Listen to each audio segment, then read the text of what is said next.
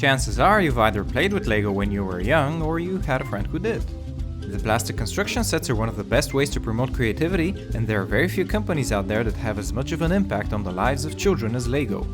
Their business motto is pretty simple: they buy plastic for $1 and sell it for 75. Beneath this simplicity, however, is a very interesting story, and in this week's video we'll learn where these plastic bricks really come from.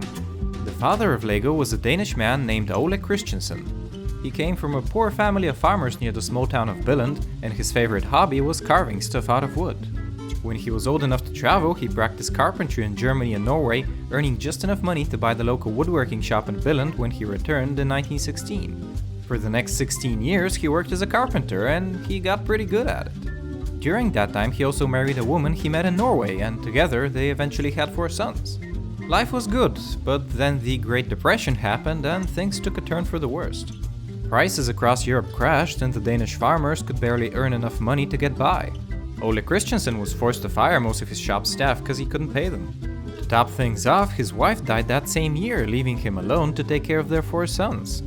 Ole got them to work in the shop, and in exchange he would make for them wooden toys. The kids liked them very much, and soon Ole started making toys in addition to his regular business. The local farmers didn't really have the income to buy them though, and most of the time they would offer food in return. In the end, Ole had to sell his toys door to door in nearby cities where people actually had the money to afford them. In 1934 he came up with a name for his toys. He called them Lego, from the Danish phrase Lego, which means plays well. Coincidentally, the word Lego also means to assemble in Latin. In 1942, after a disastrous fire burned down his shop, Ole borrowed money to build an actual factory to manufacture his wooden toys. From then onwards, the toys became his main business and the Danish people loved them. Ole made his eldest son Godfred a manager of the new company, and together they began expanding their clientele not only in Denmark, but also in Norway. By 1947, the company's workforce had increased to 40 employees, and they were selling over 150 different wooden toys. In 1949, while attending a toy fair in Copenhagen, Ole found a merchant who sold plastic building blocks that you could use to build towers. Ole liked the idea very much, so he brought samples back to Billund to study them. 1 year later, Lego started selling a modified version of these blocks called automatic binding bricks. They look a lot like modern Lego bricks, but their underside was hollow, which made them clunky and hard to combine. Most customers didn't like them, and by 1954 the binding bricks barely made up 5% of the company's revenue. That same year, while traveling to the UK to attend a toy fair, Godfred met a very enthusiastic department store manager. They talked about the state of the toy industry, and the manager complained how little incentive people had to buy new toys. His argument was that ready-made toys were actually harming the business because parents would need to buy more toys frequently. As soon as Godfred came back to Billund, he started thinking of a system that would encourage people to buy more of his toys. He drafted up a list of qualities that he wanted his new system to have. Some of the things he listed were, for example, unlimited play potential, development of creativity, and being suitable for children of any age and gender. The obvious choice for this new system were the automatic binding bricks, and 1 year later, in 1955, Godfred released the first real Lego construction set, the Lego System of Play. Unlike previous iterations of the binding bricks, this time kids could build entire cities, not just individual buildings, and the only limit was how many sets they had. Included in this new set were tiny cars, trucks, and street signs, and as you can imagine, it became extremely popular. Just 2 years later, Godfred developed the modern Lego bricks we know today by introducing tubes on the underside, which made the bricks more stable and allowed for more combinations. Godfred became the official leader of Lego in 1958 when his father Ole passed away. His first order of business was to accelerate the company's overseas expansion. Lego's first international office opened in 1956 in Germany, and soon after that they started spreading across Western Europe. In 1961, Lego entered the American market by licensing their toys to Samsonite, the guys who you probably know today for their suitcases. By that point, Lego had stopped making wooden toys altogether after a fire in 1960 destroyed their only wooden toy factory. Over the next decade, Lego became one of the world's largest toy manufacturers. By 1976, they had around $300 million in sales across the world, and they made up 1% of Denmark's total GDP.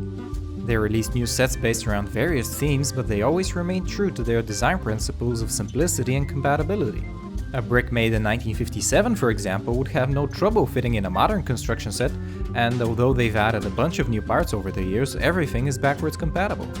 One of Lego's biggest hits was the Lego minifigure from 1978, which has since become one of Lego's most iconic symbols. Estimates from 2003 say that over 4 billion of these tiny figures have been made, and today you'll find them in almost every construction set. They even made a movie with them in 2014, which is actually pretty good. It's got a 7.8 rating on IMDb. Lego was doing great in the 1980s. Their sales were growing at around 10% annually, and by 1992 they controlled 80% of the construction toy market with roughly $600 million in annual sales. Lego's patent for their bricks, however, had expired in 1981, and in the early 1990s other copycat brands were already popping up across the world. They would mass-produce nearly identical construction sets and they would sell them at a cheaper price, rapidly cutting into Lego's profits. Things got so bad that in 1994 the company saw its first annual sales decline by 2% in Germany and 8% in the United States. The situation in the Asian market was even worse, since you know how loose they are over there with copyright and patents. In 1998, Lego posted their first ever annual loss at $30 million, and by 2004 the company was almost bankrupt, having lost $228 million in that year alone. The CEO at the time was Gottfred's son, Kio Christiansen, and he felt so helpless that he resigned and appointed the company's first non-family CEO, Jörgen Knutstorp. His solution to the crisis was a bit radical, but it was definitely effective. Over the next 3 years, he cut Lego's workforce by half and moved their main manufacturing activities to Mexico. This was a huge cut in expenses, but what really saved the company was Jörgen's decision to actively pursue licensing deals.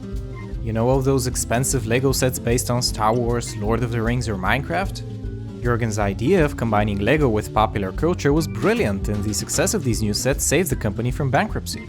In 2008, licensed Lego products made up about 60% of their total sales, and although the world was in the middle of the Great Recession, people were buying more Lego than ever. Since then, the company has become even larger, and in 2014 they overtook Mattel to become the world's largest toy company.